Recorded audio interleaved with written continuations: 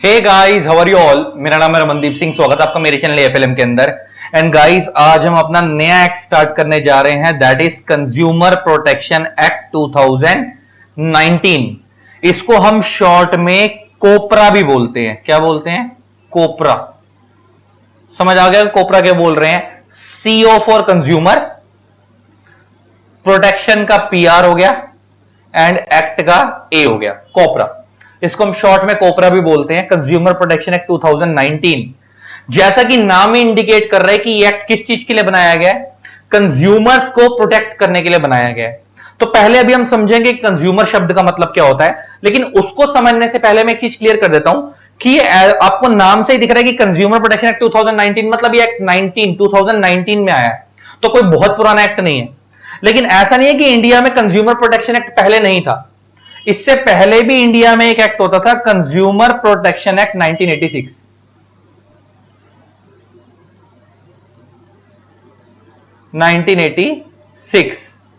Then इसको क्या करा गया? अबॉलिश करा गया और इसकी जगह पे नया एक्ट इंडिया में कौन सा लाया गया?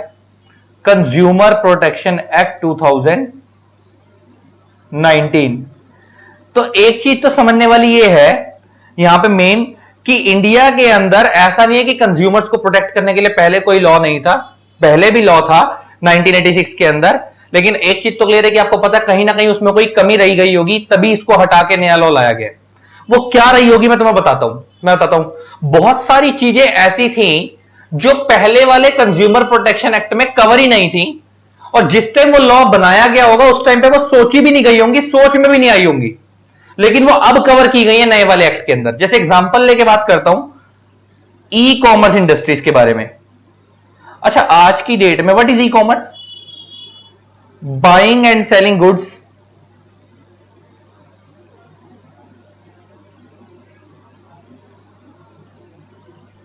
और सर्विसेज थ्रू इंटरनेट। जब आप इंटरनेट के थ्रू कोई चीज खरीदते बेचते हो तो उसी को हम ई कॉमर्स बोलते हैं जनरली। एग्जांपल में अमेजॉन हो गया, फ्लिपकार्ट हो गया, मिंत्रा हो गया, पेटीएम हो गया, ये सब क्या है? ई कॉमर्स कंपनी है। पेटीएम पे भी आप चीजें खरीदते बेचते हो एटसेट्रा, ये सब क्या है? ई कॉमर्स कंपनी है। अच्छा, एक बात बताओ मेरे को छोटी सी, ये एक्ट कंज्यूमर प्रोटेक्शन एक्ट 1986 जो है, क्या 1986 में किसी ने ई कॉमर्स कंपनी के बारे में सोचा भी था इंडिया में? क्या इंडिया में नेट इतना एक्सेसिबल था? नेट ही नहीं था। नेट तो बहुत बाद में आया, और जब लोगों ने नेट यूज करना शुरू करा, और आपको पता होगा इवन 2013, 14, 15 तक की अगर मैं बात करूं ना, ज्यादा बड़ी पुरानी बात ना करूं, 2012, 13, 14, 15 1 जीबी नेट ना फोन में डलवाने के लिए 400-500 रुपए खर्चने पड़ते थे। एयरटेल का 1 जीबी नेट का प्लान एक महीने का 400-500 रुपए का होता था। आजकल तो तुम फ्री के नेट यूज कर रहे हो। जब से जियो आया उसने लंका लगा दी है ना, उसने बहुत सारी चीजें फ्री कर दी कोरोना के बाद से। जब वो कोरोना निकल गया, वेव्स कोरोना आई, तो उसके अंदर वो और मतलब आया तो जियो कोरोना से पहले से ही था, लेकिन कोरोना आने की वजह से बूम मिल गया, सारी इंडस्ट्री ऑनलाइन हो गई, टीचिंग इंडस्ट्री ऑनलाइन हो गई, जितने सारे बिजनेस थे, कितने सारे बिजनेस ऑनलाइन में कन्वर्ट हो गए। तो उसकी वजह से इंटरनेट की रिक्वायरमेंट बढ़ने लगी। उसकी वजह से बड़ी बड़ी कंपनीज को अपने प्लान गिराने पड़े ताकि नेट और एक्सेसिबल हो जाए, हर बंदा यूज कर सके। तो अगर मान लो कोई ई कॉमर्स कंपनी आपके साथ गलत करती है, मान लो कोई अमेजोन आपके साथ गलत करता है, या फ्लिपकार्ट आपके साथ गलत करता है, या मिंत्रा, या कोई भी बड़ी ई कॉमर्स कंपनी आपके साथ गलत करती है, तो पहले वाले एक्ट में इसके लिए कोई प्रोविजन ही नहीं था। पुराने वाले एक्ट में इसके लिए कोई प्रोविजन ही नहीं था ई कॉमर्स एक्ट के लिए, मतलब ई कॉमर्स एक्टिविटीज में अगर आपके साथ कोई फ्रॉड हो जाता है। लेकिन नए वाले एक्ट में ई कॉमर्स के प्रोविजंस भी कवर हैं। कंज्यूमर प्रोटेक्शन एक्ट 2019 के अंदर उसके प्रोविजंस भी कवर हैं कि अगर आपके साथ गलत होगा तो आपको इस एक्ट में रिलीफ मिलेगा। अगर आपके साथ कोई ऑनलाइन, तुमने देखो कईयों के मुंह से सुना होगा ना कि ऑनलाइन स्कैम हो गया, उसने आपके पैसे निकाल लिए, या उस कंपनी ने आपसे ऑनलाइन पैसा अपने बैंक में डलवा लिया और आपको बोला गुड्स भिजवाएंगे लेकिन नहीं भिजवाए, तो आप उनकी केस कंज्यूमर प्रोटेक्शन एक्ट में कर सकते हो। कंज्यूमर कोर्ट्स के अंदर इनके खुद के कोर्ट्स होते हैं, उन्हें हम कंज्यूमर कोर्ट्स बोलते हैं, अलग से कोर्ट है इन मैटर्स के लिए, वो भी हम पढ़ेंगे उसके बारे में। और एग्जांपल लेके बात करो तो तुम लोगों ने ये कंसेप्ट पहले कभी सुना ही नहीं होगा, ये अब चलने लगा है, काफी टाइम हो गया अब तो। मल्टी लेवल मार्केटिंग, एमएलएम, कुछ लोगों ने शायद सुना हो, कुछ लोगों ने शायद इसके बारे में नहीं भी सुना हो। इसके लिए कुछ बहुत पॉपुलर कंपनियां इंडिया के अंदर, एग्जांपल लेके बात करूं तो वेस्टीज, सपने दिखाएंगे आपको करोड़ों रुपए के, एम्बे एटसेट्रा। ये एमएलएम कंपनीज हैं। ये क्या करते हैं आपको पता है? वो आपको ना सपने दिखाएंगे 2 साल के अंदर आप पे मर्सिडीज होगी। एमएलएम बुरी नहीं है, मैं ये नहीं कह रहा एमएलएम बुरी है, लेकिन आधे लोग इसमें फुद्दू ही बनते हैं। ये आपको सामान बेचने को बोलेंगे, आपको बोलेंगे अल्टीमेटली ना ये झांसा देख पता कैसे देते हैं। जैसे मान लो मैं वेस्टीज कंपनी के अंदर एमएलएम का काम करना चाहता हूं। ये आपको एक नॉर्मल अमाउंट देने को बोलेंगे, 10,000 पे 12,000 पे आप जमा करवाओ, और बदले में ऐसा नहीं कि वो पैसे आपसे ले लेंगे, आपको बदले उसके बदले में सामान देंगे, आपको उसके अलावा सामान दे देंगे जो भी बेचते हैं। जैसे वेस्टीज वाले खाने पीने के आइटम देते हैं, सोप है ना, पेस्ट, रिफाइंड ऑयल, मतलब खाने पीने की जितनी भी एफएमसीजी गुड्स होते हैं, फास्ट मूविंग कंज्यूमर गुड्स, वो एमवे का भी ऑलमोस्ट सिमिलर काम है ना। अच्छा अब एक चीज समझना, एमवे तो कॉस्मेटिक्स वगैरह में भी है। अच्छा एक चीज समझना, ये लोग क्या करेंगे, आपको चुभेगा भी नहीं। मान लो आपने 12,000 रुपए देके इनकी मेंबरशिप ले ली, 12-15,000 जो भी है, उसके बदले में आपको सामान दे देंगे, अपना सामान दे देंगे। अब आपको लगा कि आपने जो पैसे खर्चे उसके लिए आपको सामान तो मिल ही गया। अच्छा वो सामान जो उन्होंने आपको दिया है वो मेंबरशिप बनाने के लिए दिया और आपको चुप क्यों नहीं रहा? अच्छा वैसे हो सकता है वो सामान आप मार्केट से ना खरीदते इनका, लेकिन मेंबरशिप बनने के लिए आपको 12-15,000 देने पड़ रहे हैं, और 12-15,000 बर्बाद भी नहीं जा रहे। अगर ये खाली आपको ये बोले कि 15,000 रुपए की हमारी मेंबरशिप है तो बहुत सारे लोग ज्वाइन ही नहीं करेंगे। लेकिन अगर आपको वो ये बोले कि भाई आप हमारे को 15,000 रुपए दो, हम आपको 15,000 का सामान भी दे देंगे बदले में और मेंबरशिप फ्री दे देंगे, तो बहुत सारे लोग ज्वाइन कर लेंगे। इंडिया में फ्री सुनते हैं हमारे लोग, अट्रैक्टिव हो जाते हैं, अट्रैक्ट हो जाते हैं उन चीजों के ऊपर। तो अब ये इन लोगों ने ना ये क्या करेंगे, आप इनको ज्वाइन करो, अब आपको इसके बदले में सामान भी मिल गया। अब आपको ये क्या बोलेंगे कि आप और लोगों को ज्वाइन करवाओ अपनी रेफरेंस के थ्रू। तो जैसे आप और लोगों को ज्वाइन करना शुरू करोगे, ऐड करना शुरू करोगे, उनको भी सेम ऐसे 15-15,000 का सामान बिकवाओगे, तो आपको कुछ कमीशन मिलती जाएगी, वो आपके अकाउंट में ऐड होती जाएगी। और जब वो आगे वाला बंदा आगे और ऐड करेगा तो उनकी कमीशन भी आपके अकाउंट में ऐड होती रहेगी। जैसे मान लो एक पर्सन है ए, इसने अपने नीचे 2 बंदे जोड़े बी और सी, तो ये बी और सी को इसने मेंबर बनवा दिया मान लो उस कंपनी का, वेस्टीज का। तो जब ये बी और सी जुड़ेंगे तो इनकी कमीशन, इनके जुड़ने की कमीशन आपके अकाउंट में आएगी कि आपके थ्रू जुड़े हैं। अब मान लो बी ने नीचे 2 बंदे जोड़ दिए, मान लो एक्स और वाई, और मान लो सी ने भी नीचे 2 बंदे जोड़ दिए, मान लेते हैं पी और क्यू, इसने भी नीचे 2 बंदे जोड़ दिए। तो जब इन्होंने 2-2 बंदे जोड़े तो इनकी कमीशन इनके अकाउंट में भी आएगी और इनके इसके अकाउंट में भी आएगी, क्योंकि अल्टीमेटली इसी के नीचे चेन बन रही है। सेम एक्स और वाई की कमीशन इसके अकाउंट में भी आएगी, इसके अकाउंट में भी आएगी, सेम ऐसे वो नीचे ऐड करते जाएंगे। इसे बोलते हैं मल्टी लेवल मार्केटिंग। नाम से क्लियर है? नाम से क्लियर है, मल्टी लेवल मार्केटिंग की मल्टी लेवल्स हैं, एमएलएम बोलते हैं। तो इसमें बहुत सारे स्कैम भी होते हैं। ऐसी कुछ कंपनियां इंडिया में जेन्युइन है, कुछ कंपनी इंडिया में फ्रॉड है। ये कंसेप्ट बहुत लेटेस्ट कंसेप्ट है, मतलब ऐसा नहीं कि बहुत पुराना 50-60 साल से चल रहा है, मतलब इसको 20-30 साल तो खैर हो गए हैं इस कंसेप्ट को, 15-20 साल से ऊपर हो चुके हैं। अब इतना भी लेटेस्ट नहीं है, पुराना हो चुका है, लेकिन हाँ, तो इस एमएलएम के प्रोविजंस भी पुराने वाले एक्ट में कवर नहीं थे। अगर ऐसी कंपनीज कोई आपके साथ फ्रॉड कर देती थी, नए वाले एक्ट में एमएलएम के प्रोविजंस भी कवर है कि अगर ये वाली कंपनी आपके साथ फ्रॉड करती है तो इनसे रिलेटेड प्रोविजंस भी नए वाले एक्ट में कवर है। तो पहले बहुत सारी चीजें जो पुराने वाले एक्ट में कवर नहीं थी वो नए वाले एक्ट में कवर की गई हैं। अच्छा एक चीज और, क्योंकि हम पढ़ रहे हैं कंज्यूमर प्रोटेक्शन एक्ट, और आपको पता है कि प्रोटेक्शन जो होते हैं किसको दी जा रही है, कंज्यूमर्स को। तो पहले हमें समझना पड़ेगा कि there is a difference between customer and consumer.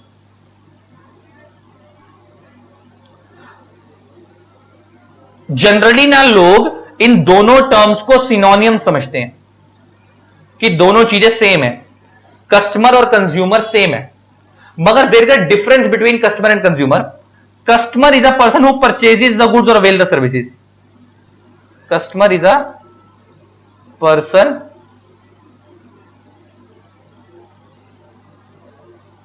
who purchases goods or services.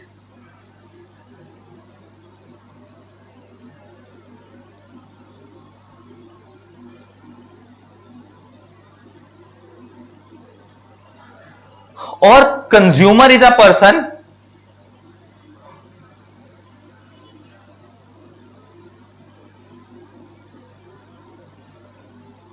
who ultimately consumes that goods or services.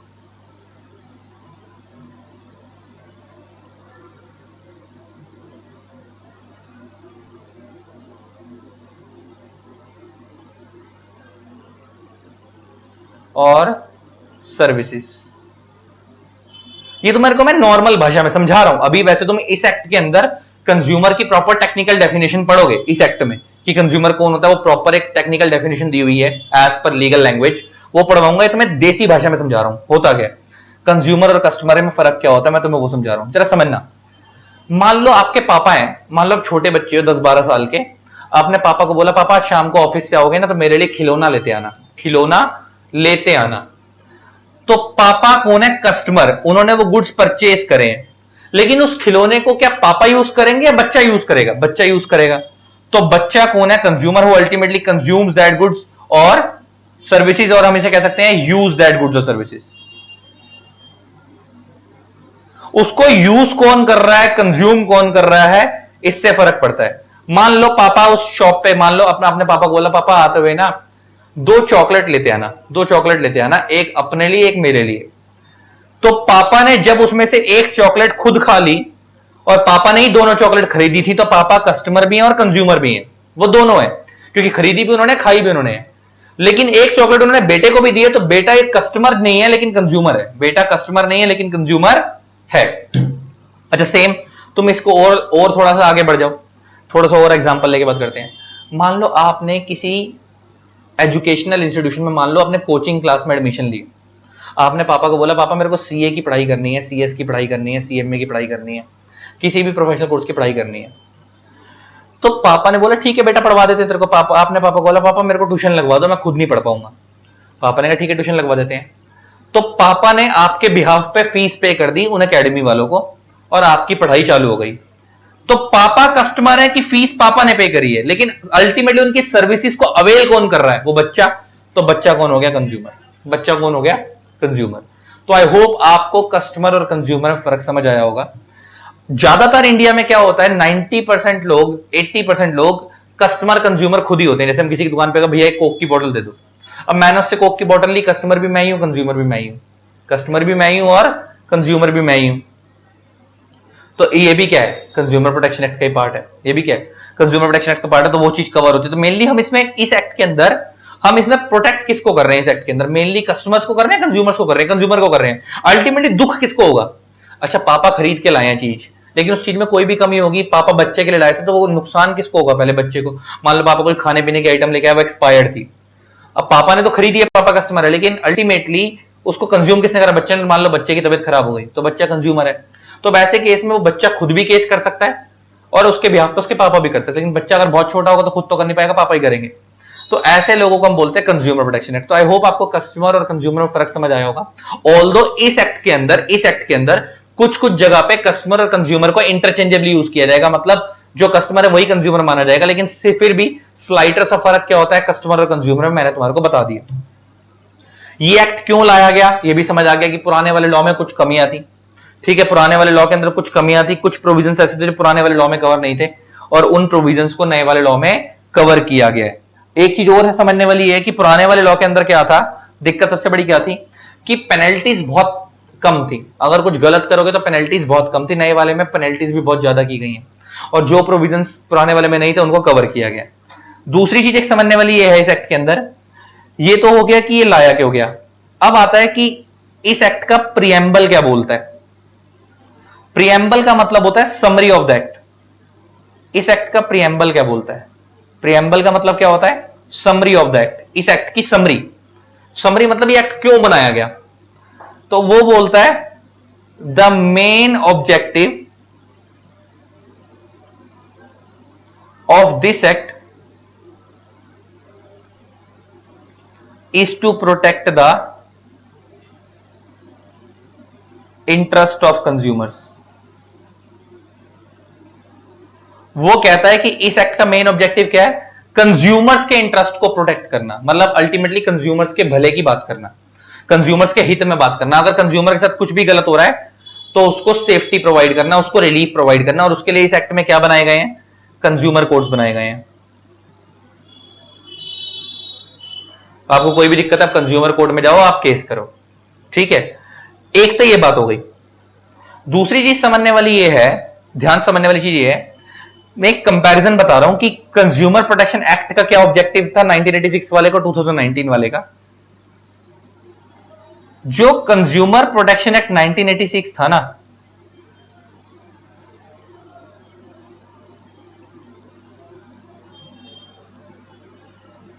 और जो कंज्यूमर प्रोटेक्शन एक्ट 2019 है, 2019 19 है। इन दोनों में अगर मैं मेजर डिफरेंस बताऊं तो पता क्या है, ये किस कंसेप्ट पे बेस्ड था, केव 8 एम्प्टर कंसेप्ट पे बेस्ड था। केव 8 एम्प्टर कंसेप्ट पे बेस्ड था ये वाला एक्ट। केव 8 एम्प्टर एक लैटिन वर्ड है। केव 8 एम्प्टर का मतलब होता है, it means late the buyer beware.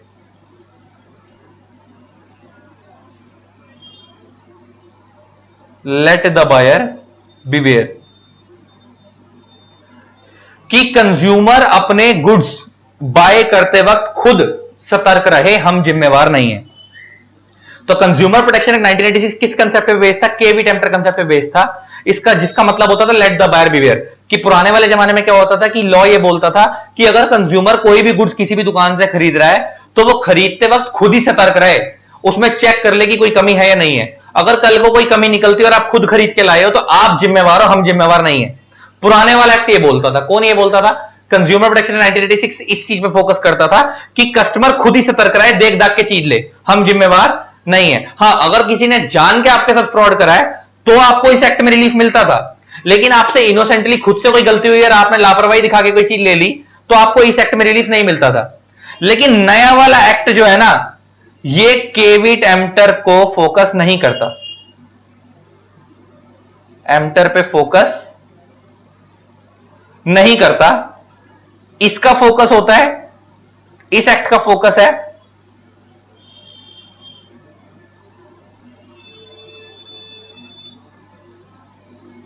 The main objective of this act is to give more and more priority to consumers।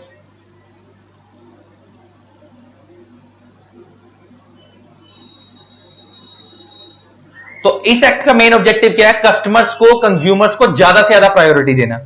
अच्छा, आजकल क्योंकि आपको पता है जो मार्केट है, आज की डेट में जो मार्केट है आपको पता है कंज्यूमर सोवरेन मार्केट है।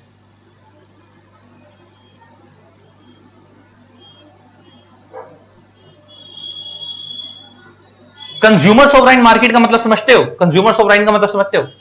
पुराने जमाने में क्या होता था और आज के जमाने में क्या होता है, पुराने वाले जमाने के अंदर ना लिमिटेड सेलर होते थे, लिमिटेड सेलर होते थे। आपने सुना होगा लाला की दुकान होती थी, गले मोहल्ले में किराने की दुकानें होती थी। उस लाला के ऊपर भी इतना एटीट्यूड था ना, उस लाला की दुकान में भी इतना एटीट्यूड था, सीधे मुंह बात भी नहीं करता था कस्टमर से। वो जो गली मोहल्ले में लाला की दुकान होती थी किराने वालों की, पुराने जमाने में सीधे मुंह बात भी नहीं करता था। तो इसका ना पुराने जमाने में ना दुकानदार अपने हिसाब से चलते थे, कस्टमर के हिसाब से नहीं चलते थे, है ना। अपने हिसाब से रेट फिक्स करते थे, अपने हिसाब से काम करते थे। आज की डेट में इतना हैवी कंपटीशन है, आज की डेट में सेलर कस्टमर के हिसाब से चलता है, कस्टमर सेलर के हिसाब से नहीं चलता। कस्टमर के पास इतने ऑप्शन है, वो कहेगा अच्छा चल तेरे में इतनी अकड़, चल मैं किसी और से ले लूंगा जा, है ना। अच्छा तेरा सामान तेरे को, तेरा सामान तेरे पे आता है। आज के दिन में कोई सेलर ढंग से बात नहीं करता ना, कस्टमर मिनट 2 मिनट भी उसकी दुकान पर खड़ा नहीं होता। पुराने वाले जमाने वाले लोग अगर सेल का दुकानदार बेइज्जती भी कर देता था ना, कस्टमर खड़ा रहता था उसकी दुकान पे। तो मैं कह सकता हूं आज में कंज्यूमर सोवरेन मार्केट है, इसी को हम बोलते हैं consumer sovereign market. Consumer sovereign market एक ऐसी मार्केट होती है जहां पे सेलर कस्टमर को फोकस करके उसके हिसाब से चल रहे हैं, कस्टमर सेलर पे नहीं चल रहा, सेलर के बेस पे नहीं चल रहा। सेलर कस्टमर को फोकस करके उसके हिसाब से चल रहा है, जो कस्टमर जैसे कहेगा वैसे सेलर करता है आज की डेट के अंदर। अच्छा, एक तुम बड़ी सी ध्यान से सुनना, अमेजोन से तुम कोई सामान मंगा लो, कितनी बड़ी प्रायोरिटी है। तुम अमेजोन से, फ्लिपकार्ट से, किसी भी बड़ी कंपनी से कोई सामान मंगा लो, तुम्हारे को उनका प्रोडक्ट पसंद नहीं आएगा तो आपको पता है उनका नया प्रोडक्ट पहले आ जाएगा, भले ही वो पुराने वाला उठाए ना उठाए। कितनी बार ऐसा भी होता है कि अमेजोन, फ्लिपकार्ट वाले पुराना सामान उठाते नहीं है, वैसे तो वो रिप्लेस करते हैं। रिप्लेस का मतलब क्या होता है कि पुराना उठा लेंगे, नया ले जाएंगे। लेकिन कई बार ऐसा भी होता है कि उनको लगता है कि पुराना नहीं उठाना, तो वो उठाते नहीं है, नया और दे जाते हैं। कितनी प्रायोरिटी है कस्टमर को। अच्छा, तुम खाने पीने की चीज मंगा लो स्विगी जोमेटो से, तुम्हारे को, तुम उनको कंप्लेंट डाल दो कि खाना अच्छा नहीं था, आपको पैसे रिफंड आ जाते हैं, आपको पैसे रिफंड आ जाते हैं। इसका मतलब क्या आज की डेट में कंज्यूमर को बहुत ही ज्यादा प्रायोरिटी दी जा रही है क्या मार्केट पूरी। अच्छा, इसमें एक चीज और भी देखी जाती है। कई बार साला ऐसा होता है कि किसी चीज में ना, इंडिया में कभी कभार किसी को ज्यादा पावर मिल जाए ना, तो उस पावर का यूज कम, मिसयूज ज्यादा होता है। आज की डेट के इंडिया के अंदर जैसे लोगों को स्विगी जोमेटो का कंसेप्ट पता लग गया कि यहाँ पैसे वापस होते हैं, साले कुछ लोग खाना खा भी लेंगे पूरा अच्छे से, खाना सही भी होगा, फिर भी जबरदस्ती कंप्लेंट डाल के पैसा रिफंड ले लेंगे। घटिया होते हैं ऐसे लोग, कुछ होते हैं। अच्छा, कुछ में से कुछ लोग देख भी रहे होगे वीडियो, किसी शायद तुमने भी कभी हरकत करी हो, तो बुरा मत बना, दिल पे मत लेना, लेकिन ये सब चीजें नहीं करनी चाहिए, नहीं करनी चाहिए यार, किसी की मेहनत का पैसा है। लेकिन ऐसा क्यों हो पा रहा है आज की डेट के अंदर? क्योंकि कंज्यूमर्स को प्रायोरिटी ज्यादा दी जा रही है। कंज्यूमर सोवराइन मार्केट है, कंज्यूमर सोवराइन मार्केट है। तो कंज्यूमर सोवराइन का मतलब क्या होता है आपको समझ आ गया? तो मैं पहले ना लिखवा देता हूँ, कहीं पे एक लाइन डालो, कंज्यूमर सोवराइन क्या होता है लिख लो। मैंने कहीं पे लिख रखा था, मैं तुम्हें लिखवा देता हूँ, लिखो लिखो क्या होता है कंज्यूमर सोवराइन, लिखो क्या होता है consumer sovereign.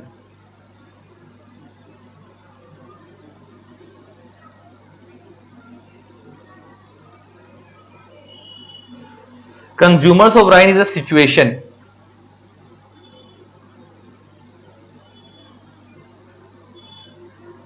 in an economy where the desires and needs of consumers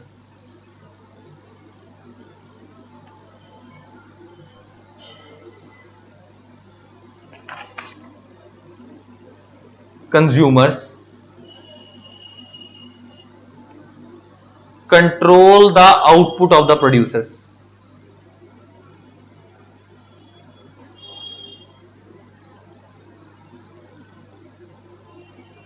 समझ आया? कंज्यूमर सोवराइन क्या है? एक ऐसी सिचुएशन है इकोनॉमी के अंदर जहां पे जो कंज्यूमर्स की डिजायर्स और नीड्स हैं उसके अकॉर्डिंग प्रोड्यूसर्स अपना आउटपुट प्रोड्यूस करते हैं। पुराने जमाने में क्या होता था? प्रोड्यूसर अपने हिसाब से माल बनाता था, कंज्यूमर को मजबूरी में लेना पड़ता था। आज की डेट में कंज्यूमर के पास इतने सारे ऑप्शंस हैं कि वो मार्केट के हिसाब से नहीं चल रहा, वो मार्केट को अपने हिसाब से चला रहा है, मार्केट उसके हिसाब से चेंज हो जाती है। अच्छा एक चीज देखो, नोकिया, आपको पता है नोकिया के फोन आते रहे, आजकल तो लोग एप्पल, सैमसंग, वन प्लस ये सब यूज करते हैं ना, बड़े बड़े फोन। आपको बहुत सारे लोगों ने नाम सुना होगा, नोकिया एक कंपनी थी, आपके पापा लोग उनके फोन यूज करोगे, आपने भी हो सकता है बचपन में नाम सुना हो। नोकिया मार क्यों खा गया? नोकिया कस्टमर के हिसाब से नहीं चला, अपने हिसाब से चला। जब सारी कंपनियां एंड्रॉयड पे स्विच कर रही थी कि हम अपने हिसाब से काम करेंगे, तो नोकिया कहता नहीं, मैं तो लीडिंग हूं, मैं तो अलग तरीके से हूं, मैं तो अपने हिसाब से काम करूंगा। अच्छा, नोकिया में कोई कमी नहीं थी, प्रोडक्ट में कोई कमी नहीं थी, बस उन्होंने अपने आप को समय के हिसाब से बदला नहीं। मार्केट में अलग तरीके की टेक्नोलॉजी आ गई थी, लोग अलग अलग तरीके के फीचर दे रहे थे जो नोकिया के फोनों में नहीं थे, क्योंकि ये अलग तरीके के कंसेप्ट को चल रहे थे। इनका जो इंटरफेस है, इंटरफेस का मतलब समझ आता है ना, कनेक्टिंग पॉइंट, जब आप फोन चालू करते हो सामने एप्स आते हैं, इनका वो इतना खतरनाक था, वो नॉर्मल बंदा यूज नहीं कर पा रहा था ढंग से। लेकिन एंड्रॉइड का बड़ा यूजर फ्रेंडली था, लोग एंड्रॉइड को यूज करने में बड़ा कंफर्ट फील कर रहे थे। तो जब सारी कंपनियां एंड्रॉइड पे कन्वर्ट हो रही थी, तो ये लोग अपने हिसाब से चल रहे थे। अच्छा, एप्पल भी एंड्रॉइड नहीं चला रहा है, एप्पल का तो अपना iOS डिवाइस है, लेकिन उनका इतना यूजर फ्रेंडली डिवाइस है आज की डेट में, उनको लोगों को समझ आता है, लेकिन नोकिया का डिवाइस लोगों को समझ नहीं आ पा रहा था। और नोकिया ने अपने आप को समय के हिसाब से बदला नहीं। देन बाद में क्या हुआ? नोकिया शट डाउन हो गई, फिर बाद में उसको माइक्रोसॉफ्ट ने टेक ओवर करा, है ना। नोकिया के इतने बुरे हालात हो गए, है ना। इसके एक चीज समझ आती है, एक चीज मैं हमेशा कहता हूं, if you are not updated then you are outdated. अगर आप समय के हिसाब से अपने आप को अपडेट नहीं करोगे, देन आप मार्केट से आउटडेट हो जाओगे, देन आप मार्केट से क्या हो जाओगे? बाहर हो जाओगे। तो नोकिया के साथ यही हुआ, इन्होंने समय के हिसाब से अपने आप को अपडेट नहीं करा, तो ये लोग क्या हो गए? मार्केट से आउट हो गए। तो इसको हम बोलते हैं, और जो कंपनियां कंज्यूमर के हिसाब से चली, कंज्यूमर क्या चाहता है उनको वो दिया, वो चलते रहे। अच्छा, मैं तुम्हें इसमें अपनी इंडस्ट्री में भी एग्जांपल देता हूं। जब टीचिंग इंडस्ट्री कोरोना आया, ऑनलाइन में ज्यादा बढ़ी, तो बहुत सारे टीचर हमारे जमाने के जिनसे हम लोग पढ़े थे, वो लोग ऑनलाइन में कन्वर्ट ही नहीं हुए। वो कन्वर्ट नहीं हुए, क्यों नहीं कन्वर्ट हुए? उनको लगा हमारा तो फेस टू फेस में नाम है, जैसे ही कोरोना खत्म होगा बच्चे हमारे पास भागे भागे आएंगे फेस टू फेस में। लेकिन उनको समझना पड़ेगा कि जब ऑनलाइन मार्केट आ गई, सारा बच्चा ऑनलाइन कन्वर्ट हो गया, उसको अपना करियर बनाना है। अगर वो 2-3 साल भी किसी और टीचर से पढ़ गया और उसको उसका अच्छा लग गया, तो ऑटोमेटिक है कि आपकी आगे की रेफरेंस, जितने पुराने टीचर उनकी आगे की रेफरेंस खत्म हो गई, क्योंकि जो बच्चे ऑनलाइन में जिन टीचर से पढ़ रहे हैं वो आगे उन्हीं को रेफर करेंगे, अगर उनको अच्छा लगेगा उनका। तो सेम हमारे साथ हुआ, जब हम लोग ऑनलाइन आए तो हमारी मार्केट एकदम से बूम पे चली गई। क्यों? क्योंकि हम समय के हिसाब से चल रहे थे, हम आज के हिसाब से, टेक्नोलॉजी के हिसाब से चल रहे थे। और जो टीचर पुराने जमाने के हिसाब से चल रहे थे, फोकस नहीं कर रहे थे ऑनलाइन की मार्केट पे, ये सोच रहे थे कि हम ऑफलाइन में चलेंगे, हम फेस टू फेस ही पढ़ाएंगे, उनकी मार्केट ही खत्म हो गई। 15-15, 20-20 बच्चे लेके बैठे हैं और हम लोग थाउजेंड्स में बच्चे पढ़ा रहे हैं। तो फर्क हो गया। इसका मैं कह सकता हूं कि आज की डेट में केवी टेम्पटर वाला कंसेप्ट नहीं चलता कि let the buyer beware, consumer खुद सतर्क रहे। आज के डेट में सतर्क रहता है कंज्यूमर, वैसे ही पहली बात आज के डेट बहुत समझदार है, लेकिन स्टिल कोशिश ये होती है कि उसको मोर प्रायोरिटी दो। अगर कुछ गलती से भी गलत दे दिया है ना, पहले वाले में तो क्या होता था, अगर आपके साथ फ्रॉड किया गया है तो ही आप कंज्यूमर प्रोटेक्शन एक्ट में जाते थे केस करने। अगर आपकी लापरवाही से आपने गलत सामान ले लिया तो आपके पास रेमेडी नहीं होती थी। लेकिन नए वाले एक्ट में तो क्या है, अगर आपने लापरवाही से गलत सामान ले भी लिया है और आपके पास गलत सामान आ गया है, ये सामने वाले ने गलत दे दिया, तो आप केस कर सकते हो। तो नए वाले में तो कंज्यूमर को ज्यादा से ज्यादा प्रायोरिटी दी जा रही है, क्योंकि कंज्यूमर सोवरेन मार्केट है। आज के टाइम में तो हर चीज कंज्यूमर के हिसाब से चलती है। प्रोड्यूसर भी जो माल बनाते हैं वो अपने हिसाब से नहीं बनाते। पहले तो क्या होता था, अपने हिसाब से बना के रखते थे, ये है, कस्टमर को बोलते लेना ले ले, नहीं लेना ना ले। आज के टाइम तो क्या बोलते हैं, सर आपको क्या चाहिए, कस्टमाइजेशन का जमाना आ गया वापस से, कि आपको क्या चाहिए, हम वैसा माल बना के देंगे आपको। चीजें बदल रही हैं बाबू। चलो आओ आओ आओ, अब बुक से पढ़ना शुरू करते हैं। अच्छा यहीं से पढ़ना शुरू करते हैं, ध्यान से सुनना। अब इसको पढ़ना शुरू करते हैं गाइस बुक से। देखो, introduction. A consumer is a user of goods और सर्विसेज। देखो शब्द बड़ा इंपॉर्टेंट है, फोकस करो। यूजर, यूजर मतलब अल्टीमेटली जो चीज को यूज कर रहा है, कंज्यूम कर रहा है ना। जैसे अगर कोई खाने पीने की चीज है तो कंज्यूम कर रहा है, अगर कोई खिलौना वगैरह है तो वो उसे यूज कर रहा है ना। कोई सर्विसेज है तो वो उसे अवेल कर रहा है। जैसे अभी मैंने, जैसे एग्जांपल लेके बात करें, यूजर कौन होगा, एग्जांपल लेके बात करें, कोई खाने पीने की चीज, मान लो आपने चॉकलेट ली है, तो चॉकलेट पापा लाए हैं, खा बच्चा रहा है, तो बच्चा यूजर है। केस 2, आपने पापा से खिलौना मंगवाया, खिलौना पापा लाए हैं, खेल बच्चा रहा है, बच्चा यूजर है। तीसरी चीज सर्विसेज में, आपने ट्यूशन क्लास लगवानी थी एकेडमी के अंदर, फीस पापा ने दी है, पढ़ बच्चा रहा है, that is availing of services. तो वो कौन है, यूजर है, बच्चा कौन है, यूजर है। तो कंज्यूमर को अल्टीमेटली, क्योंकि अल्टीमेटली कंज्यूम तो वही कर रहा है ना, सारी चीजों का बेनिफिट तो वही ले रहा है, तो एक यूजर है गुड्स और सर्विसेज का। Therefore every producer is also consumer. अच्छा, क्या प्रोड्यूसर भी कंज्यूमर होगा? अच्छा, जो बंदा ये माल बना रहा है, क्या वो खुद भी पहले कहीं और से खरीदता होगा और उसे खुद भी यूज करता होगा, फिर आगे बना कर देता होगा? यस। तो every producer is also consumer.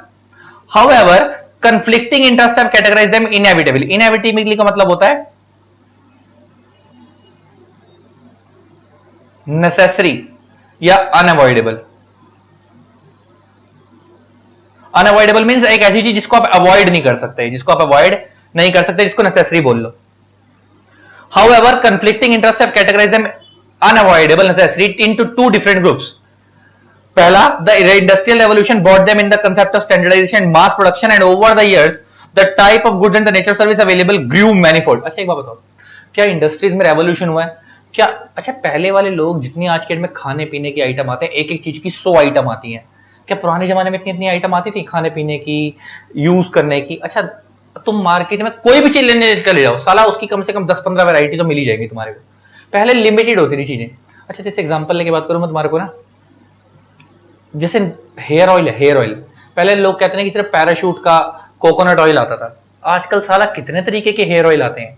Shampoo गिने चुने आते थे, क्लिनिक प्लस हो गया है ना, क्लिनिक प्लस पुरानी कंपनी है, सनसिल्क हो गया पुरानी कंपनी है, आजकल हेड एंड शोल्डर के अलग अलग तरीके के आते हैं। सोप में गिने चुने लोगों को सोप पता होते थे, अब तो साला ये मिल्क सोप है ना, ये हल्दी चंदन सोप, 10 तरीके के लेश, कितनी चीजें की वैरायटी होगी, मास प्रोडक्शन होने लगी, अलग अलग वैरायटी होगी कंज्यूमर की डिमांड के अकॉर्डिंग।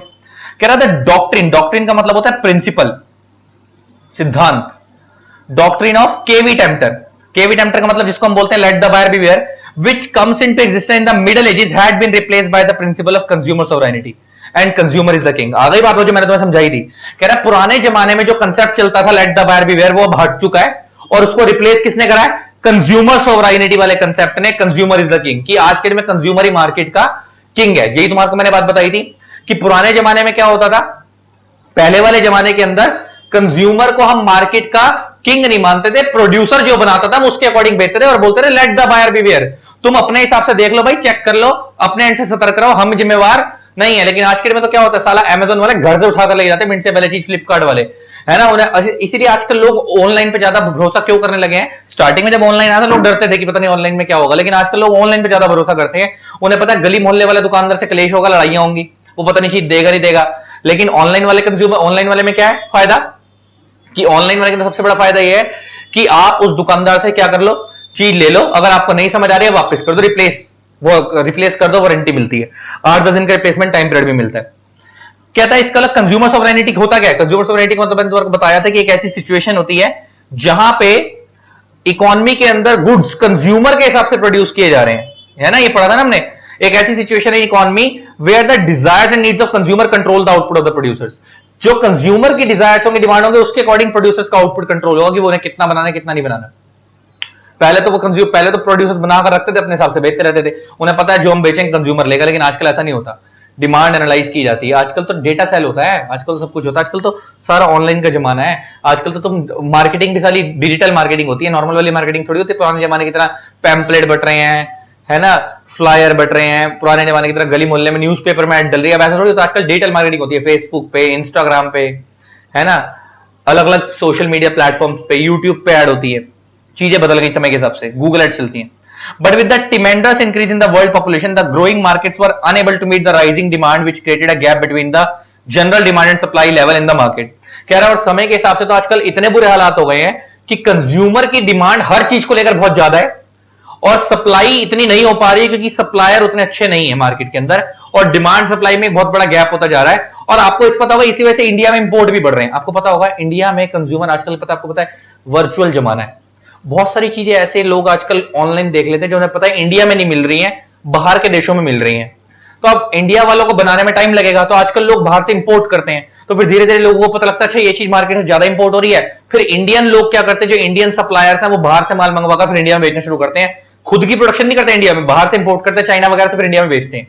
ऐसा क्यों हो रहा है? चीजों की डिमांड बहुत ज्यादा है, इंडिया में इतने प्रोड्यूसर्स ही नहीं है, तो बाहर से माल इंपोर्ट करना पड़ता है, डिमांड सप्लाई में गैप आ रहा है। कह रहा है this is to some extent watered down the concept of consumer sovereignty. कह रहा है इसकी वजह से कंज्यूमर सॉवरेनिटी में कुछ हद तक हेल्प करता है कि कंज्यूमर सॉवरेनिटी में क्या होता है, जितनी डिमांड होती है हम उसके अकॉर्डिंग प्रोड्यूस करने की कोशिश करते हैं, तो कंज्यूमर सॉवरेनिटी कहीं हद तक हेल्प करता है। कह रहा है what with the consumer being forced to accept wherever was offered to them. मगर कह रहा है पहले वाले जमाने में क्या होता था, जो उनको ऑफर किया था वही वो एक्सेप्ट करते थे, लेकिन आजकल ऐसा नहीं होता। आजकल तो साला ऐड आती है, आजकल तो जो केक भी होते हैं ना, केक बर्थडे पे, वो भी तुम्हारी शक्ल वाले बनते हैं, होता है। पुराने जमाने में तो क्या होता था, लोग बेकरी में जाते थे, बेकरी वाले को बोलते थे केक दे दे।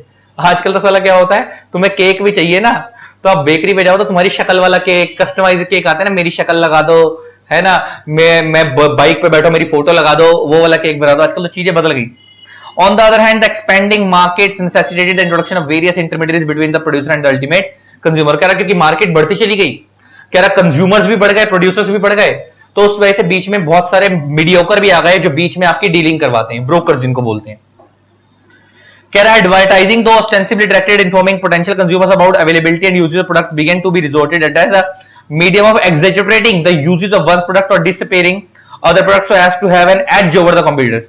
कह रहा है एडवर्टाइजिंग क्यों की जाती है, कह रहा है एडवर्टाइजिंग करने का मेन मकसद ये होता है ताकि आप अपने प्रोडक्ट को एग्जैजरेट करके दिखा सको, आप अपने प्रोडक्ट को बड़ा करके दिखा सको कि हमारे प्रोडक्ट में ये खासियत है जो दूसरों के प्रोडक्टों में नहीं है। अच्छा, मार्केट में एडवर्टाइजमेंट आती है। अच्छा, आपको पता है जो एक कंसेप्ट है, मैं एक बार अश्नीर ग्रोवर का देख रहा था। अश्नीर ग्रोवर, आपने नाम सुना होगा, अश्नीर ग्रोवर भारत पे का फाउंडर था। टीवी में शार्क टैंक इंडिया आता था, शार्क टैंक इंडिया सीरियल आता था, आपने उसमें देखा होगा सोनी पे। मैं तुम्हें इसकी एक चीज बताता हूं, आपको पता है सारा खेल एडवर्टीजमेंट का है। आपको पता है ये पेटीएम हो गया, फोन पे हो गया, गूगल पे हो गया,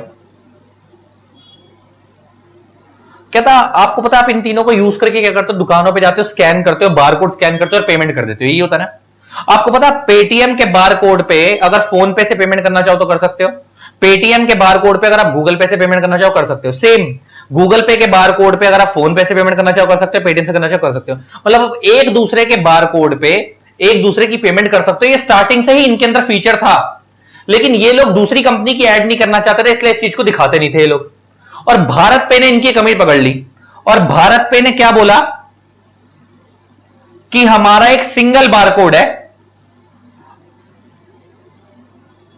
आप फोन पे यूज करते हो, आप गूगल पे यूज करते हो, आप पेटीएम यूज करते हो, या आप भारत पे यूज करते हो, आप कुछ भी यूज करते हो, आपको सबके लिए अलग अलग ऐप करने की जरूरत नहीं है, सबके लिए अलग अलग ऐप यूज करने की जरूरत नहीं है। ऐसा नहीं है कि आपने, देखो मान लो आप भारत पे यूज कर रहे हो, सामने वाला फोन पे यूज कर रहा है, तो ऐसा नहीं कि आपको पहले फोन पे डाउनलोड करना पड़ेगा, आप फोन पे से फोन पे में पेमेंट करोगे, आप भारत पे से उसके फोन पे में पेमेंट कर सकते हो।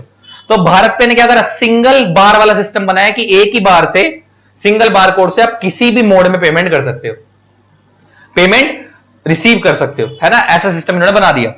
ये सारे फीचर इनमें भी थे, लेकिन ये ऐड नहीं करते थे। भारत पे ने इस चीज को प्रमोट करा, सलमान खान से ऐड करवाई, ये चल गए। तो इसका अलग कह रहा है एडवर्टीजमेंट का फायदा क्या होता है कि आप लोगों से अलग होते हो, और जब आप लोगों से अलग होते हो और आप ज्यादा दिखते हो लोगों को, तो जो दूसरे लोग कम दिख रहे हैं वो डिसअपियर रहते हैं और आप लोग और उभर जाते हो। और कह रहा है लेकिन अनफेयर प्रैक्टिस तो आज भी होती है। अच्छा, अनफेयर प्रैक्टिस का मतलब क्या होता है? देखो, एक होता है unfair and deceptive practice. Unfair practice का मतलब क्या होता है? मैंने वादा करा था कि तुम्हारे साथ मैं काम करूंगा, लेकिन मैं तुम्हारे साथ वो काम नहीं कर रहा। इसको हम बोलते हैं अनफेयर तरीके से काम करना। डिसेप्टिव मतलब डेफिशिएंसी इन सर्विसेज, मतलब जैसे मान लो मैंने तुम्हारे को बोला था कि मैं तुम्हारे यहां रोज का 10 घंटे काम करूंगा, मैं लेबर हूं, मैं रोज का 8 घंटे काम करके भग जाता हूं। मालिक मान लो सर पे है नहीं, मान लो मेरे एक मालिक ने मेरे को बोला कि ये साइट है बना दो, और वो देखने नहीं आता, और मैंने रोज का 10 घंटे का कॉन्ट्रैक्ट करा कि मैं वो 10 घंटे काम करूंगा, लेकिन मैं रोज 10 घंटे काम करता नहीं, मैं 7 घंटे काम करके निकल जाता हूं। इसका मतलब क्या है? वो डेफिशिएंसी इन सर्विस है। क्या है? डेफिशिएंसी सर्विस की मैं सर्विस जितनी मैंने बोली थी मैं नहीं दे रहा। अनफेयर के एग्जांपल में मान लो मैंने उनको बोला था कस्टमर को कि ये हमारी जीन्स ले जाओ, ये हमारी शर्ट ले जाओ, ये इसको अब धो लेना, कोई भी खराब नहीं होगी, रंग नहीं निकलेगा। मैंने घर जाकर धोई, उसमें से रंग निकल गया, और अब मैंने उस कस्टमर का फोन उठाना बंद, मैंने उस कस्टमर ने उस दुकानदार को फोन करा, दुकानदार ने हमारा फोन उठाना बंद कर दिया। That is unfair services, unfair practice. आप डिफेक्टिव गुड्स दे रहे हो, सब स्टैंडर्ड गुड्स दे रहे हो, घटिया क्वालिटी के गुड्स दे रहे हो, है ना, और आप उससे प्राइस के एक्सॉर्बिटेंट, एक्सॉर्बिटेंट का मतलब होता है एक्सेसिव प्राइस चार्ज कर रहे हो। क्या चार्ज कर रहे हो? एक्सेसिव प्राइसेस चार्ज कर रहे हो। तो अगर आप ऐसी चीजें करते हो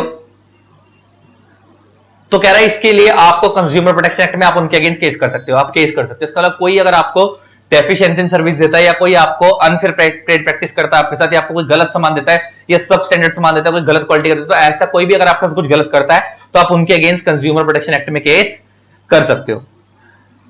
तो कह रहा है it therefore became necessary to evolve. Evolve का मतलब होता है develop, develop statutory measures even in developed country to make producers traders more accountable। accountable का मतलब होता है answerable।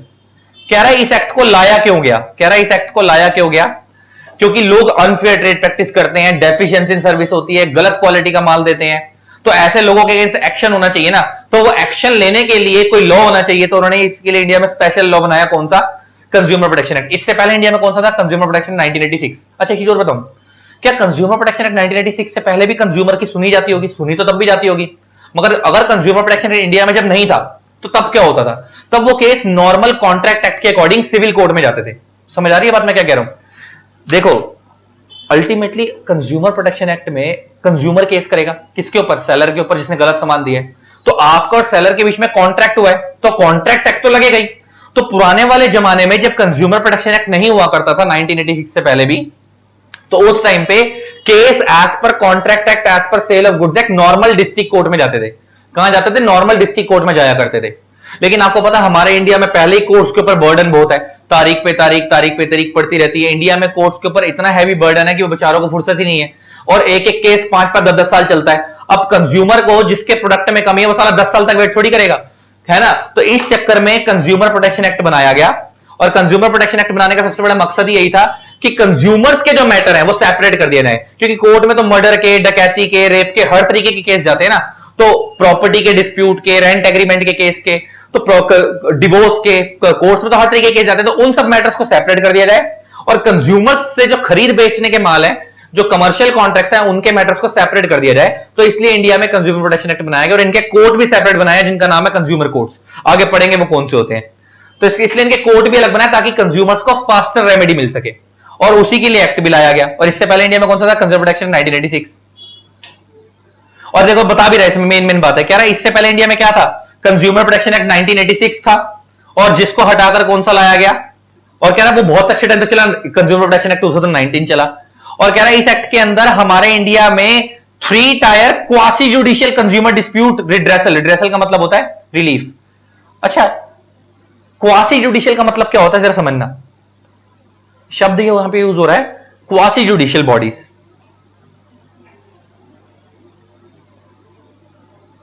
एक शब्द यूज हो रहा है यहां पे क्वासी जुडिशियल बॉडीज। देखो, क्वासी का मतलब होता है which seems to be but actually not so, which seems to be but actually not so, जो दिखता है लेकिन होता नहीं। क्वासी का मतलब होता है which seems to be but actually not so, जो दिखता है लेकिन होता नहीं। अच्छा, ऐसा क्यों बोल रहा हूं? देखो, इंडिया में अगर मैं आपसे जुडिशियल बॉडीज की बात करूं, तो इंडिया में जुडिशियल बॉडीज कौन सी हैं? District courts, then high court, then supreme court.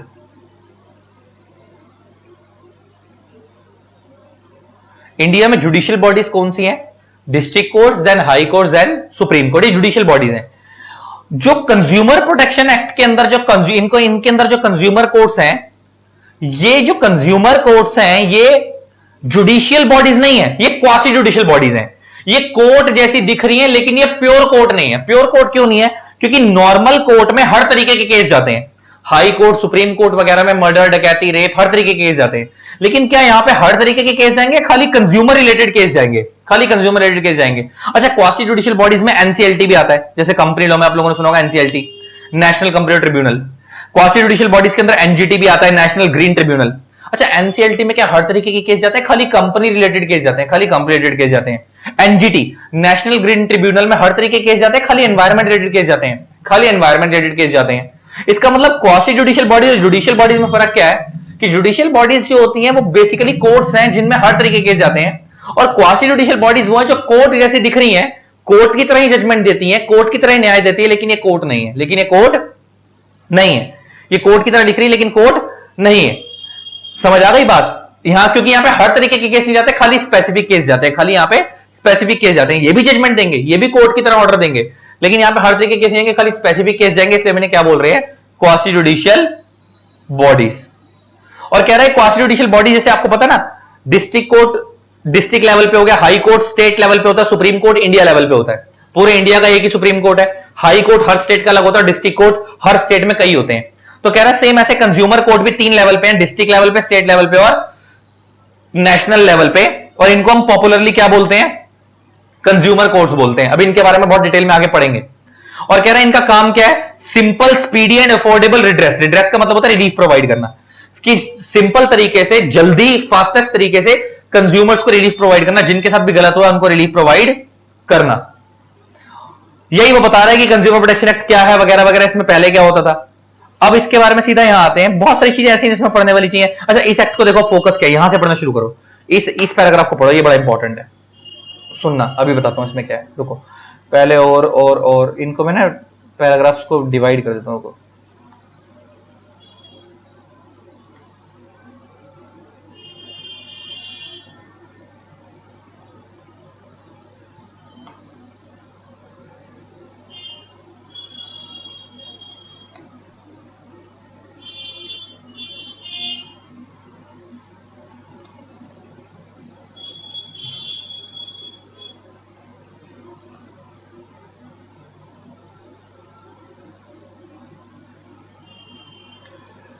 ठीक है, रुको, यहां से पढ़ना शुरू करो। मेन है, इस पैराग्राफ को पढ़ना शुरू करो, ये बड़ा इंपॉर्टेंट है।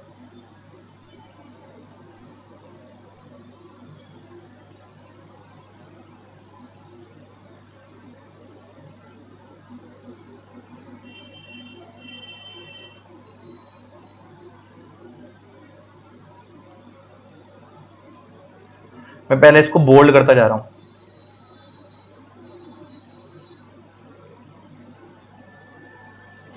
अब पढ़ना शुरू करो।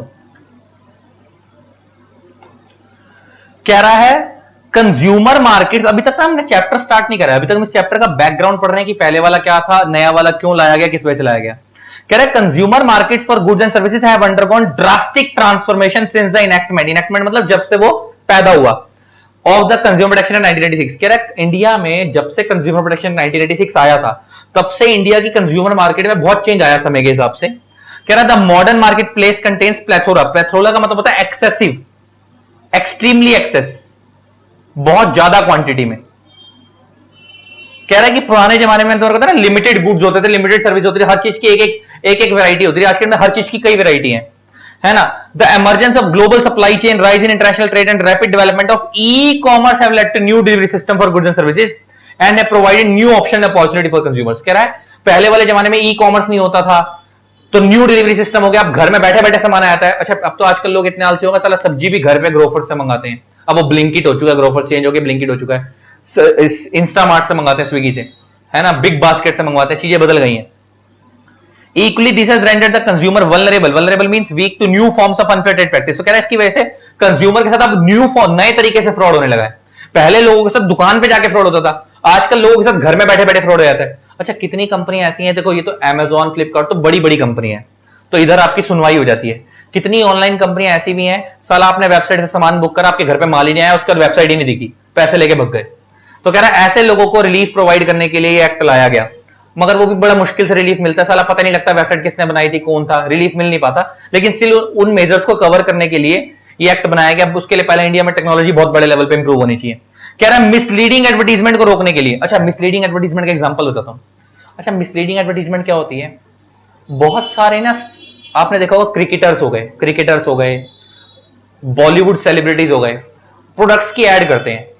अच्छा, जब वो प्रोडक्ट की एड करते हैं तो वो प्रोडक्ट वो खुद भी नहीं खाते हैं। कितने प्रोडक्ट ऐसे हैं जिनकी वो ऐड करते हैं, लोगों को खिला रहे हैं। जैसे एग्जांपल, अजय देवगन की ऐड आती है विमल पान मसाला की, और ऐसे कई लोगों की ऐड आती थी। इसलिए आपको पता होगा इंडिया में कि ये लोग ऐसे ऐसे प्रोडक्ट की ऐड कर देते थे जिस प्रोडक्ट का इफेक्ट इनको खुद भी नहीं पता होता था कि वो कितना नुकसानदायक है ना। तो अब इस नए एक्ट में ना, पहले इनके लिए प्रोविजन नहीं थे, अब है।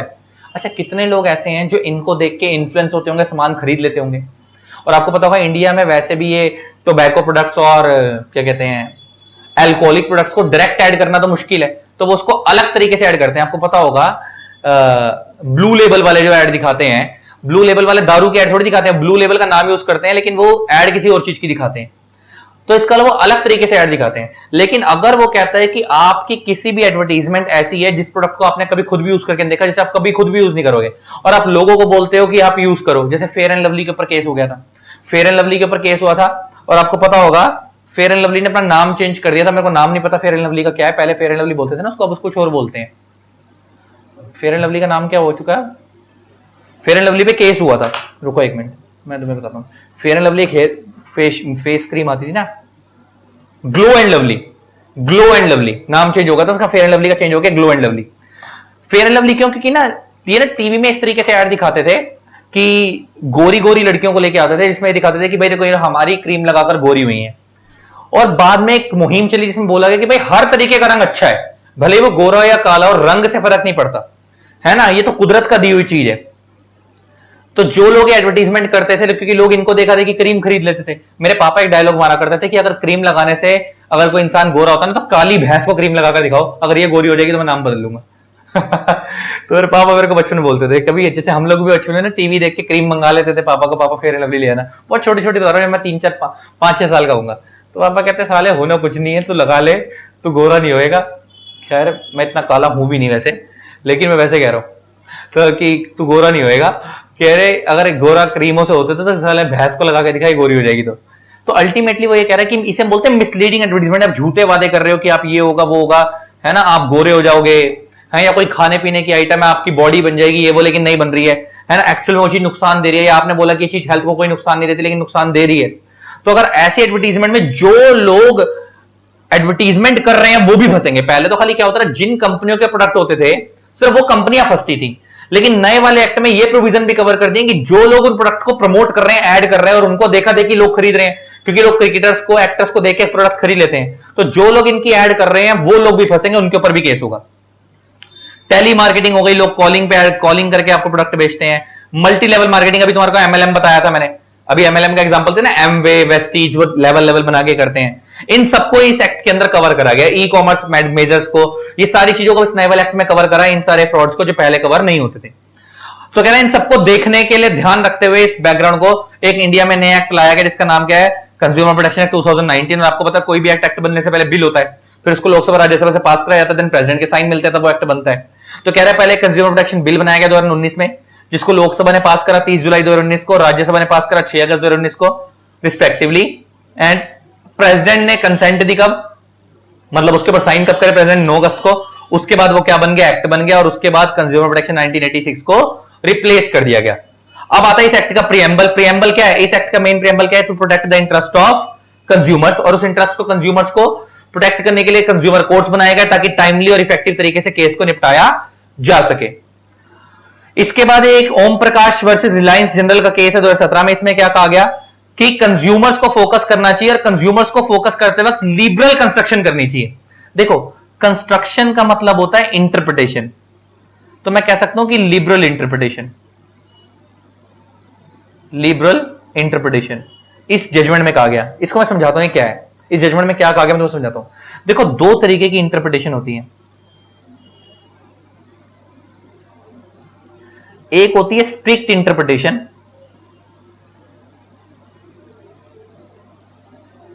एंड एक होती है लिबरल इंटरप्रिटेशन।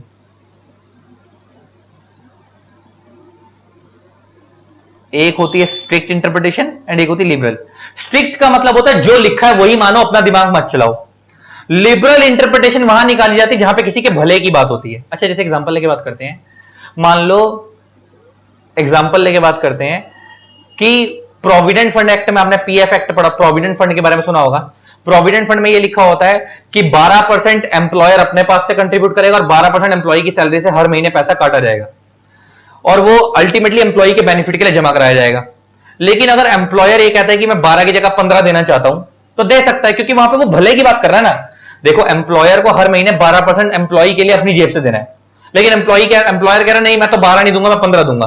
मतलब तुम एम्प्लॉय के भले की बात कर रहे हो, तो ऐसी जगह पे लिबरल इंटरप्रिटेशन अलाउड होती है जब आप किसी के भले की बात करते हो। जैसे एग्जांपल लेके बात करते हैं, बोनस एक्ट में एग्जांपल लेके बात करते हैं कि कहीं पे लिखा हुआ है लेबर लॉ के अंदर कि हर एम्प्लॉय को हर साल 5,000 का बोनस देना है। एग्जांपल लेके बात कर रहा हूं, लेकिन मालिक कहता नहीं मैं तो 10,000 रुपए का बोनस दूंगा हर साल, तो बढ़िया है ना। लॉ बोलता है 5,000 का देना, आप 10,000 का बोनस दे रहे हो, तो जिसे हम बोलते हैं लिबरल इंटरप्रिटेशन कि आप लिबरल तरीके से फॉलो कर रहे हो, आप ज्यादा बेनिफिट दे रहे हो। लॉ बोल रहा है कम बेनिफिट दो, आप ज्यादा दे रहे हो, तो ठीक है। लेकिन अगर किसी लॉ में लिखा हुआ है कि इस बंदे ने गुनाह करा है, इसको 2 इयर्स की जेल होगी, तो आप यहां पे लिबरल इंटरप्रिटेशन नहीं लगा सकते, यहां आप स्ट्रिक्ट लगाओगे। अगर 2 साल की जेल है 2 दोगे, आप ये नहीं बोल सकते, जज ये नहीं कह सकता मेरा मूड है मैं तो 5 साल की जेल दूंगा, नहीं ऐसा नहीं है। अगर किसी सेक्शन में 2 साल की जेल लिखे तो जज 2 साल की देगा। तो स्ट्रिक्ट इंटरप्रिटेशन कहां लगाई जाती है, लिबरल इंटरप्रिटेशन कहां लगाई जाती है, समझ आ गई? जब किसी को सजा वगैरह देनी होती है, जितनी सजा लिखी उतनी दी जाती है, उससे ज्यादा नहीं दी जाती। जितनी मैक्सिमम सजा लॉ में लिखी उतनी मैक्सिमम दे सकते हो। लेकिन अगर किसी का भला करना है तो लिबरल इंटरप्रिटेशन की जाती है। तो वो यही कह रहा है जो कंज्यूमर प्रोटेक्शन एक्ट है ना, वो लिबरल इंटरप्रिटेशन पे किया जाता है फॉलो। अच्छा कंज्यूमर प्रोटेक्शन एक्ट में कंज्यूमर्स का भला करने की बात की जा रही है। अब भला करना है तो किसी भी तरीके से ज्यादा बढ़िया तरीके से कर सकते हैं, तो इसलिए कंज्यूमर प्रोटेक्शन एक्ट को लिबरल तरीके से पढ़ना चाहिए। वो कहता है स्ट्रिक्ट तरीके से नहीं पढ़ना चाहिए। और कह रहा है एक 2018 में और केस हुआ था मार एमजीएफ का, उसमें इन्होंने उस केस में ये बोला गया कि इस एक्ट का जो मेन काम है वो कंज्यूमर को प्रोटेक्ट करना है, और उसके लिए इंडिया में कंज्यूमर काउंसिल्स बनाई गई हैं जहां पे केस जाएंगे बस। और इसके अलावा इसमें से कुछ भी पढ़ने की जरूरत नहीं है, ये नीचे इंट्रोडक्शन वगैरह में। इसके बाद जितनी भी चीजें वो है सब क्या है तुम्हारा डेफिनेशन पार्ट है, वो इसके बाद वाला बस। इसको मैं काट ही रहा हूं, बेकार ही है।